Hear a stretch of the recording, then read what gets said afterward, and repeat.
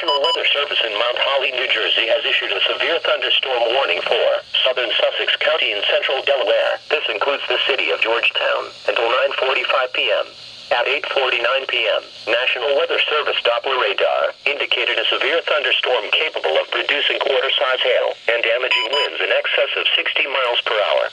This storm was located near Laurel, or 14 miles north of Salisbury, and moving east at 20 miles per hour.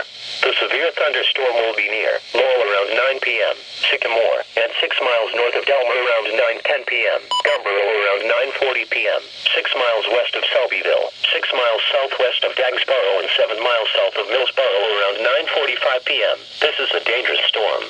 If you are in its path, prepare immediately for damaging winds, large hail, and deadly clouds of ground lightning.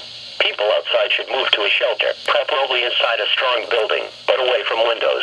Please report hail or strong winds to the National Weather Service by calling toll-free 1-877-633-6772 when you can do so safely. Repeating, a severe thunderstorm warning has been issued until 9:45 p.m. for the following counties: Sussex County, Delaware,